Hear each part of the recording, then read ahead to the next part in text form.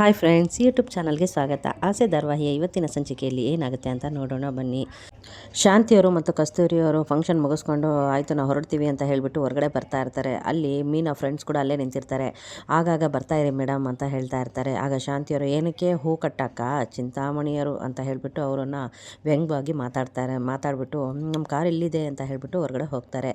ಅಷ್ಟರಲ್ಲಿ ಅಲ್ಲಿಗೆ ಶ್ರುತಿಯವರು ಬರ್ತಾರೆ. ಶ್ರುತಿಯವರು ಬಂದುಬಿಟ್ಟು ಓ ಅತ್ತೆ ಇನ್ನೂ ಆನಿಯನ್ ಬುದ್ಧಿನ ಬಿಟ್ಟೇ ಇಲ್ಲ ಅಂತ ಹೇಳಿಬಿಟ್ಟು ನಗ್ತಾ ಒಳಗಡೆ ಹೋಗ್ತಾರೆ. ಆಗ ಒಳಗಡೆ ಅಲ್ಲಿ ಸೂರ್ಯ ಅವರು ಮತ್ತು ಕನಕ ಅವರು ತುಂಬ ಪ್ರೀತಿಯಿಂದ ಮಾತಾಡ್ಕೊಂಡು ನಿಂತಿರ್ತಾರೆ. ಹೇಗಿದೆ ಗಂಡನ ಮನೆ ಹೇಗಿದೆ ಅಂತ ಎಲ್ಲ ಕೇಳ್ತಾ ಇರ್ತಾರೆ. ಸೂರ್ಯ ಅವರು ತುಂಬ ಚೆನ್ನಾಗಿದೆ, ಅರುಣ್ ಅವ್ರು ತುಂಬ ಚೆನ್ನಾಗಿ ನೋಡ್ಕೊತಾ ಇದ್ದಾರೆ ಅಂತ ಹೇಳ್ತಿ ಮಾತಾಡ್ತಾ ಇರ್ತಾರೆ. ಅಷ್ಟರಲ್ಲಿ ಅಲ್ಲಿಗೆ ಅರುಣ್ ಅವ್ರು ಬಂದುಬಿಟ್ಟು ನೋಡ್ತಾರೆ, ಅವರಿಬ್ಬರು ಮಾತಾಡ್ತಿರೋದನ್ನು ನೋಡ್ತಾರೆ. ನೋಡಿಬಿಟ್ಟು ಸಿಟ್ಟಾಗಿ ಕನಕ ಅವ್ರನ್ನ ಕರೆದ್ಬಿಟ್ಟು ಬೆಳಿಗ್ಗೆಯಿಂದ ಏನು ತಿಂದಿಲ್ಲ, ತಗೋ ಜಾಮೂನ್ ತಿನ್ನು ಅಂತ ಹೇಳಿಬಿಟ್ಟು ಕನಕ ಅವ್ರಿಗೆ ಅರುಣ್ ಅವರು ಜಾಮೂನ್ನ ಕೊಡ್ತಾರೆ. ಅದೇ ಜಾಮೂನ್ನ ತೊಗೊಂಬಂದು ಕನಕ ಅವರು ಸೂರ್ಯ ಅವ್ರಿಗೆ ಕೊಡ್ತಾರೆ. ಭಾವ ಇದನ್ನು ತಿನ್ನಿ ಅಂತ ಹೇಳಿಬಿಟ್ಟು ಕನಕ ಅವರು ಜಾಮೂನ್ ತೊಗೊಂಡೋಗಿ ಸೂರ್ಯ ಅವ್ರನ್ನ ಕೊಡೋದನ್ನು ನೋಡಿಬಿಟ್ಟು ಅರುಣ್ ಅವರು ಮತ್ತೆ ಸಿಟ್ಟಾಗ್ತಾರೆ. ಅದನ್ನೆಲ್ಲ ಮೀನವರು ಅಬ್ಸರ್ವ್ ಮಾಡ್ತಾನೆ ಇರ್ತಾರೆ. ಆಗ ಮತ್ತೆ ಜಾಮೂನ್ ಕೊಡಬೇಕಾದ್ರೆ ಮತ್ತೆ ಅರುಣ್ ಅವರು ಕನಕ ಅವ್ರನ್ನ ಮತ್ತೆ ಕರೀತಾರೆ.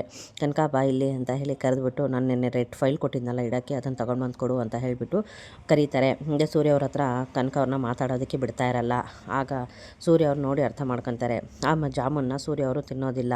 ಅದನ್ನು ಕೃಷ್ಣ ಕರೆದುಬಿಟ್ಟು ತಗೋ ಪಾಪು ಇದನ್ನು ತಿನ್ನು ಅಂತ ಹೇಳಿಬಿಟ್ಟು ಕೊಡ್ತಾರೆ. ಪಾಪು ಕೃಷ್ ಹೇಳ್ತಾನೆ, ಇಲ್ಲ ಅಂಕಲ್ ನನಗೆ ಜಾಮೂನ್ ಬೇಡ, ನನಗೆ ಐಸ್ ಕ್ರೀಮ್ ಬೇಕು, ನಾನು ಐಸ್ ಕ್ರೀಮ್ ತಿಂತೀನಿ ಅಂತ ಹೇಳ್ತಾ ಇರ್ತಾರೆ. ಆಯಿತು ಕಣೋ ಐಸ್ ಕ್ರೀಮ್ ಕೊಡಿಸ್ತೀನಿ, ಇದನ್ನು ತಿನ್ನು ಮೊದಲೇ ಅಂತ ಹೇಳಿಬಿಟ್ಟು ಆ ಜಾಮೂನ್ನ ಕೃಷ್ಗೆ ಕೊಡ್ತಾರೆ. ಅಷ್ಟರಲ್ಲಿ ಮೀನವರು ಸೂರ್ಯ ಅವ್ರ ಹತ್ರ ಬರ್ತಾರೆ. ರೀ ಇಲ್ಲಿ ಯಾಕೋ ಅಂತ ಹೇಳ್ತಾ ಇರ್ತಾರೆ. ಹೌದು ಇಲ್ಲಿ ಯಾಕೋ ಇದು ಹದ್ಗೆಡ್ತಾ ಇದೆ, ಬೇಡ ನಾನು ಇಲ್ಲಿರೋದು ಬೇಡ, ನಾನು ಹೊರಡ್ತೀನಿ, ನೀನು ಆರಾಮಾಗಿ ತಿನ್ಕೊಂಡು ಮನೆಗೆ ಹುಷಾರಾಗಿ ಬಾರಮ್ಮ ಅಂತ ಹೇಳಿಬಿಟ್ಟು ಸೂರ್ಯ ಅವರು ಕೃಷ್ಣ ಕರ್ಕೊಂಡು ಅಲ್ಲಿಂದ ಹೊರಡ್ತಾರೆ. ಐಸ್ ಕ್ರೀಮ್ ಪಾರ್ಲರ್ಗೆ ಹೋಗ್ತಾರೆ. ಅಲ್ಲಿ ಕೃಷ್ಗೆ ಐಸ್ ಕ್ರೀಮ್ ಕೊಡಿಸಿ ಮಾತಾಡ್ಕೊಂಡು ಕೂತಿರ್ತಾರೆ.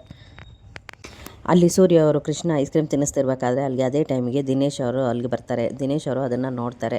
ನೋಡಿಬಿಟ್ಟು ರೋಹಿಣಿಗೆ ಕಾಲ್ ಮಾಡ್ತಾರೆ, ವೀಡಿಯೋ ಕಾಲ್ ಮಾಡೋದಕ್ಕೆ ಅಂತ ಹೇಳಿಬಿಟ್ಟು ರೋಹಿಣಿಯವ್ರಿಗೆ ವೀಡಿಯೋ ಕಾಲ್ ಮಾಡ್ತಾರೆ. ಆಗ ರೋಹಿಣಿಯವರು ಗಾಬರಿ ಆಗಿಬಿಟ್ಟು ಏನಕ್ಕೆ ಇವ್ರು ನನಗೆ ವೀಡಿಯೋ ಕಾಲ್ ಮಾಡ್ತಾ ಇದ್ದಾನಲ್ಲ, ಎತ್ತಲೋ ಬೇಡವೋ ಅಂತ ಯೋಚನೆ ಮಾಡಿ ರಿಸೀವ್ ಮಾಡ್ತಾರೆ. ಆಗ ಏನಕ್ಕೆ ಕಾಲ್ ಮಾಡ್ತಾ ಇದೆಯಾ ಅಂತ ಅಂದಾಗ, ನೋಡಿಲಿ ಸೂರ್ಯನ ನಾನೇನೋ ತೋರಿಸ್ತೀನಿ ನೋಡು ಅಂತ ಹೇಳಿಬಿಟ್ಟು ಸೂರ್ಯ ಮತ್ತು ಕೃಷ್ಣ ಐಸ್ ಕ್ರೀಮ್ ತಿಂತಾರೆ. ಅದನ್ನು ರೋಹಿಣಿಯವ್ರಿಗೆ ತೋರಿಸ್ತಾರೆ. ನೀನು ಈ ಥರ ಎಲ್ಲ ನನಗೆ ಸತಾಯಿಸ್ತಾ ಇದ್ದೆ ಅಲ್ಲ, ನಿನಗೆ ಶಾಪ ತಟ್ಟುತ್ತೆ ನಿನಗೆ ಅಂತ ಹೇಳ್ತಾರೆ. ನನಗೆಲ್ಲ ಶಾಪ ತಟ್ಟೋದು, ನಿನಗೆ ಮದುವೆ ಆಗಿ ಮಗು ಆಗಿ ಇರೋಂಥ ಇದ್ದು ನೀನು ಒಂದು ಒಳ್ಳೆ ಸಂಸಾರನ ನೀನು ಹಾಳು ಮಾಡ್ತಾ ಇದೆಯಾ, ನಿನಗೆ ತಟ್ಟುತ್ತೆ ಶಾಪ, ನನಗಲ್ಲ ಅಂತ ಹೇಳ್ತಾರೆ. ಆಯಿತು ಬಿಡು, ನಿನಗೆ ಇವಾಗ ಏನು ಬೇಕು ಅಂತ ಕೇಳಿದಾಗ ನನಗೆ 10 ಲಕ್ಷ ದುಡ್ಡು ಬೇಕು ಅಂತ ಹೇಳಿಬಿಟ್ಟು ಕೇಳ್ತಾರೆ. ಅದಕ್ಕೆ ಅವರು ಆಯಿತು ಟೈಮ್ ಕೊಡು ನನಗೆ ಸ್ವಲ್ಪ, ನಾನು ಆಮೇಲೆ ಹೇಳ್ತೀನಿ ಕಾಲ್ ಮಾಡ್ತೀನಿ ಅಂತ. ರೋಹಿಣಿಯವರು ಫೋನ್ ಕಟ್ ಮಾಡಿದ್ಮೇಲೆ, ದಿನೇಶ್ ಅವ್ರ ಫೋನ್ ಕಾಲ್ ಕಟ್ ಮಾಡಿದ್ಮೇಲೆ ಯೋಚನೆ ಮಾಡ್ತಾ ಇರ್ತಾರೆ ಏನು ಮಾಡೋದು ಅಂತ ಹೇಳ್ಬಿಟ್ಟು. ಅಷ್ಟರಲ್ಲಿ ಮನೋಜ್ ಅವರು ದುಡ್ಡನ್ನು ಲಾಕರಲ್ಲಿ ಇಟ್ಟಿರ್ತಾರಲ್ಲ ಅದನ್ನು ನೆನೆಸ್ಕೊಂಬಿಟ್ಟು ಆ ದುಡ್ಡನ್ನು ಕದಿಯೋದಕ್ಕೆ ಅಂತ ಹೇಳಿಬಿಟ್ಟು ಪ್ಲ್ಯಾನ್ ಮಾಡ್ತಾರೆ. ಅಷ್ಟರಲ್ಲಿ ಏನು ಮಾಡೋದು, ಸ್ಟಾಫೆಲ್ಲ ಇದ್ದಾರಲ್ಲ ಅಂತ ಹೇಳಿಬಿಟ್ಟು ಹೋಗಿ ಅಲ್ಲಿ ಕ್ಯಾಶ್ ಕೌಂಟ್ರ್ ಹತ್ರ ಹೋಗಿಬಿಟ್ಟು ನನಗೆ ತುಂಬ ರಾಣಿತ್ತು, ನನಗೆ ತುಂಬ ತಲೆನೋಯ್ತಾ ಇದೆ, ನನಗೊಂದು ಕಪ್ ಕಾಫಿ ಬೇಕಿತ್ತು ಅಂತ ಕೇಳ್ತಾರೆ. ಆಯಿತು ಅಂತ ಅವ್ರು ಕಾಫಿ ತಂದುಕೊಟ್ಮೇಲೆ ಹಾಗೆ ಟೈಮ್ ಆಯಿತು, ಲಂಚ್ ಟೈಮ್ ಆಯಿತು, ಎಲ್ರಿಗೂ ಲಂಚ್ಗೆ ಕಳಿಸ್ಬಿಡಿ ಅಂತ ಹೇಳ್ತಾರೆ. ಆಗ ಎಲ್ಲರೂ ಅಲ್ಲಿ ಕೆಲಸದಲ್ಲಿರೋರು ಎಲ್ಲರೂ ಲಂಚ್ಗೆ ಹೋದಾಗ ಮನೋಜ್ ಅವರು ಇಟ್ಟಿರುವಂತಹ ಲಾಕರಲ್ಲಿರೋಂತಹ ದುಡ್ಡನ್ನು ರೋಹಿಣಿಯವರು ಅದನ್ನು ಕದೀತಾರೆ. ಆಗ ರೋಹಿಣಿಯವರು ಹೇಳ್ತಾರೆ, ಸಾರಿ ಮನೋಜ್, ನಿಮಗೆ ನಾನು ಮೋಸ ಮಾಡ್ತಾ ಇದ್ದೀನಿ, ಆದರೆ ಏನು ಮಾಡೋದು, ನನ್ನ ಪರಿಸ್ಥಿತಿ ಆಗಿದೆ ಅಂತ ಹೇಳಿಬಿಟ್ಟು ಹೇಳಿ ಆ ದುಡ್ಡನ್ನು ತಗೋತಾರೆ. ಅಲ್ಲಿ ಸೂರ್ಯ ಅವರು ಒಬ್ಬರು ಪ್ಯಾಸೆಂಜರ್ನ ದೇವಸ್ಥಾನಕ್ಕೆ ಅಂತ ಹೇಳಿಬಿಟ್ಟು ಕರ್ಕೊಂಬರ್ತಾರೆ, ಡ್ರಾಪ್ ಮಾಡ್ತಾರೆ. ಡ್ರಾಪ್ ಮಾಡಾದ್ಮೇಲೆ ದುಡ್ಡು ಸೂರ್ಯ ಅವರು ದೇವಸ್ಥಾನದ ಹತ್ರ ಇರೋ ಒಂದು ಬ್ಯಾನರ್ನ ನೋಡ್ತಾರೆ. ಆಗ ಎಲ್ಲರಿಗೂ ಸ್ವಾಗತ, ಓಹೋ ಯಾರೋ ಪುಣ್ಯಾತ್ಮರು ಹಸಿದ ಹೊಟ್ಟೆಗೆ ಊಟ ಹಾಕ್ತಾ ಇದ್ದಾರೆ, ಅವ್ರಿಗೆ ದೇವ್ರು ಚೆನ್ನಾಗಿ ಇಟ್ಟಿರಲಿ ಅಂತ ಹೇಳಿ ಆಶೀರ್ವಾದ ಮಾಡ್ತಾ ನಿಂತಿರ್ತಾರೆ.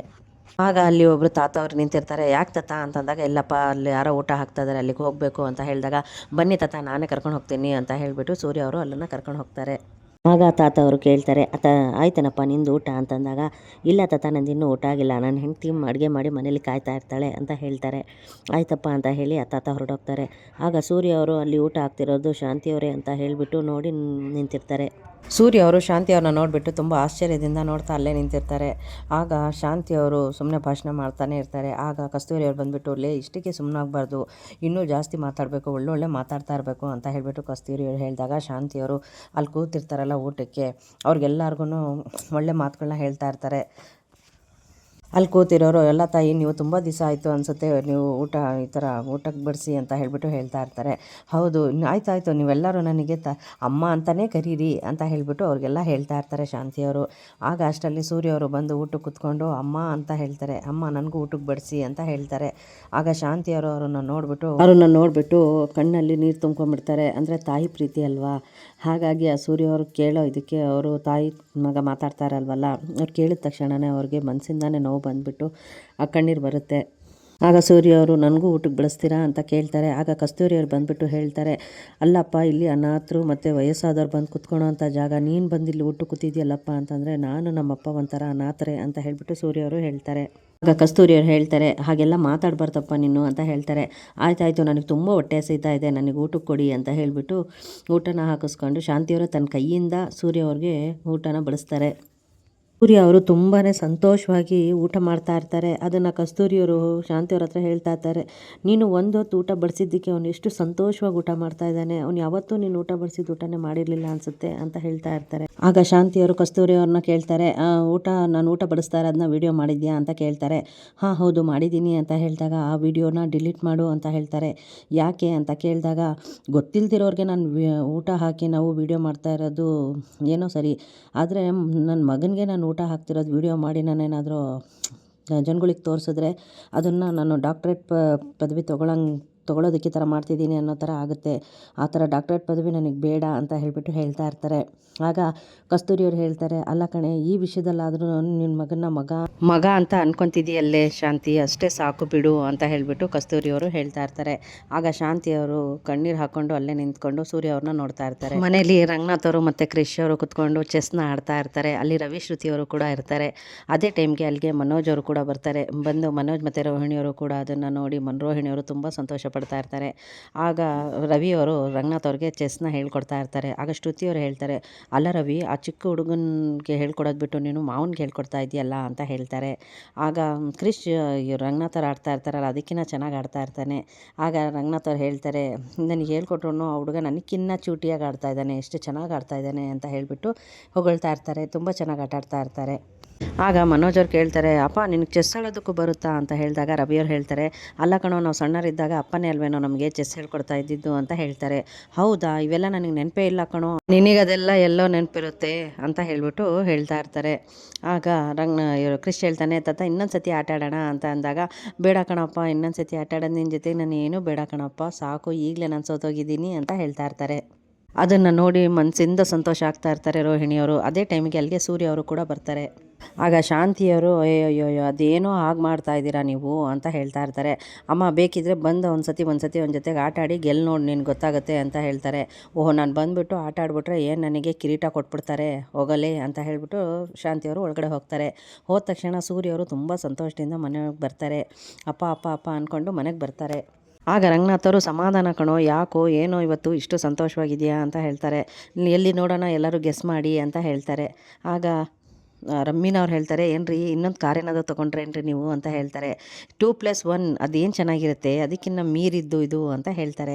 ಆಗ ಮನೋಜ್ ಅವ್ರು ಹೇಳ್ತಾರೆ, ಅಲ್ಲ ಕಣೋ, ಯಾರಾದರೂ ನಿನಗೆ ನಿನ್ನ ಕಾರಲ್ಲಿ ಯಾರಾದರೂ ದುಡ್ಡು ಗಿಟ್ಟು ಬಿಟ್ಟೋಗ್ಬಿಟ್ರು ಅದೇನಾದರೂ ಸಿಗ್ತೇನೋ ನಿನಗೆ ಅಂತ ಹೇಳ್ತಾರೆ. ನಿನಗಿಂತ ಕಿತ್ತೋಗಿರೋ ಐಡಿಯಾ ಬಿಟ್ಟರೆ ಇನ್ನೇನೋ ಬರುತ್ತೆ ನಿನಗೆ ಅಂತ ಹೇಳಿ ಮನೋಜ್ ಅವ್ರಿಗೂ ಹೇಳ್ತಾರೆ.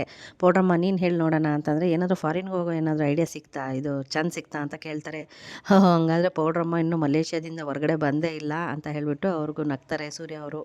ಆಗ ಮೀನವರು ಮನೋಜ್ ಅವ್ರಿಗೆ ಹೇಳ್ತಾರೆ, ದುಡ್ಡೇ ಮುಖ್ಯ ಅನ್ನೋ ಹಾಗಿದ್ರೆ ನಮ್ಮ ಮನೆಯವರು ಅಕಸ್ಮಾತ್ ಅವ್ರು ಏನಾದರೂ ಕಾರಲ್ಲಿ ದುಡ್ಡು ಬಿಟ್ಟೋದ್ರೂ ಆ ದುಡ್ಡನ್ನು ತಗೊಂಡು ಹೋಗಿ ವಾಪಸ್ ಅವ್ರಿಗೆ ಕೊಡೋ ಅಂಥವ್ರು ಅವರು ಅಂತ ಹೇಳ್ತಾ ಇರ್ತಾರೆ. ಆಗ ಸೂರ್ಯ ಅವ್ರು ಹೇಳ್ತಾರೆ, ಇವನಿಗೆ ಬರೀ ದುಡ್ಡಿಂದೇ ಚಿಂತೆ, ದುಡ್ಡಿಗೆ ಬೆಲೆ ಕೊಡೋನು, ದುಡ್ಡೇ ಮುಖ್ಯ, ಇವನು ದುಡ್ಡಿಗೆ ಬೆಲೆ ಕೊಡೋನು, ಆದರೆ ನಿಜವಾದ ಪ್ರೀತಿ ಬಗ್ಗೆ ಅವನಿಗೇನೇ ಗೊತ್ತು ಅಂತ ಹೇಳಿಬಿಟ್ಟು ಸೂರ್ಯ ಅವರು ಹೇಳ್ತಾ ಇರ್ತಾರೆ. ಆಗ ಒಳಗಡೆಯಿಂದ ಶಾಂತಿಯವರು ಕೂಡ ಅದನ್ನು ಕೇಳಿಸ್ಕೊಳ್ತಾ ಇರ್ತಾರೆ. ಓಕೆ ಫ್ರೆಂಡ್ಸ್, ಈ ಎಪಿಸೋಡ್ ಏನಾದರೂ ನಿಮ್ಗೆ ಇಷ್ಟ ಆಗಿದರೆ ನನ್ನ ಚಾನಲ್ನ ಸಬ್ಸ್ಕ್ರೈಬ್ ಮಾಡ್ಕೊಳ್ಳಿ.